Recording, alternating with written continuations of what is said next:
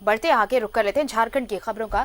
धनबाद से बड़ी खबर इस वक्त आ रही है। नगर निगम की योजनाओं पर ब्रेक लगा दी गई है। पैसे के अभाव में करीब 100 करोड़ की योजनाओं पर रोक लगी है। योजनाओं में 14वें वित्त आयोग से बन रही सड़क, नाली, विवाह भवन, पेवर ब्लॉक और सौंदर्यीकरण का काम भी अटक गया। गोल्फ ग्राउंड का सौंदर्यीकरण के काम पर भी इस आदेश के बाद असर पड़ेगा। तो 14वें वित्त आयोग ने ये से जो मद है उससे ये सारे काम होने थे, लेकिन अब इन योजनाओं पर ब्रेक लगा दिया गया है। पैसे के अभाव में करीब 100 करोड़ की योजनाओं पर रोक लगी है।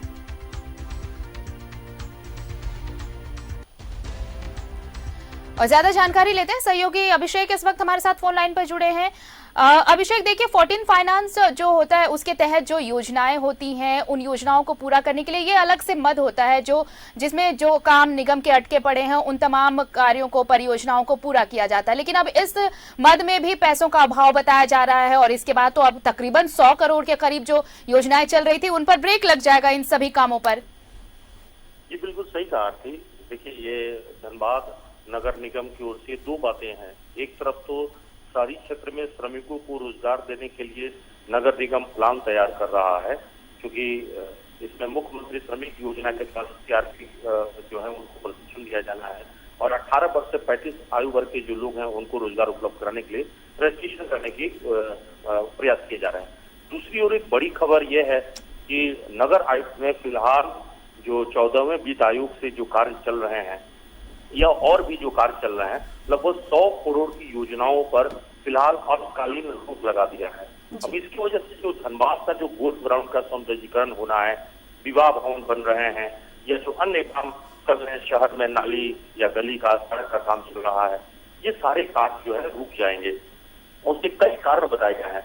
नगर आयुक्त ने जो आदेश दिया है उसमें अपने कार्यपालक अभियंता को कहा है कि फिलहाल इन सभी कार्यों पर रोक लगा दे और इसकी मुख्य वजह जो है यही बताई गई है कि अभी 14वां वित्त के लिए जो राशि चाहिए या अन्य जो है वो कई तरह की तमाम परेशानियां कोषागार से राशि आवंटन करने में परेशानी हो रही है। कोविड की वजह से थोड़ी परेशानी है, तो कई तरह की परेशानियों को बताते हुए फिलहाल इन सभी कार्यों को रोक लगा दिया गया है। मजेदार बात यह है कि लॉकडाउन के बावजूद भी कुछ काम ऐसे हैं जो ठेकेदार अपने पैसे से काम करा भी रहे थे, लेकिन अब वो काम सब जो है रुक जाने के बाद काफी हद तक धनबाद का जो विकास है नगर निगम क्षेत्र में वो प्रभावित हो जाएगी।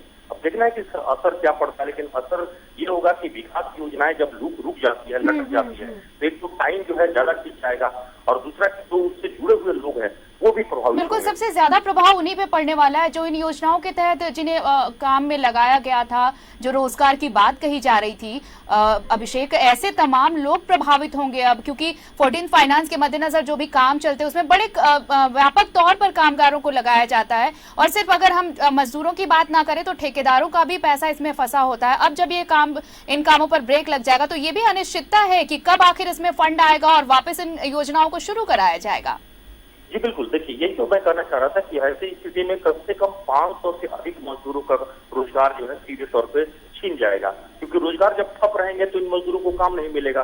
तो यही बड़ी बात है कि एक तरफ शहरी क्षेत्र में श्रमिकों को रोजगार देने का प्लान है और दूसरी ओर 100 करोड़ की योजनाओं को जब हम ब्रेक लगा देंगे तो ब्रेक लगने का मतलब है बहुत सारे लोगों की रोजी रोटी पर ब्रेक, और ये इसका दूरगामी असर पड़ेगा। चलिए, बहुत बहुत शुक्रिया अभिषेक आपका। तो नगर निगम की योजनाओं पर अब ब्रेक लग गया है। जो 14वें वित्त आयोग की बात कही जा रही थी उसमें 100 करोड़ की योजनाओं पर रोक लगी है।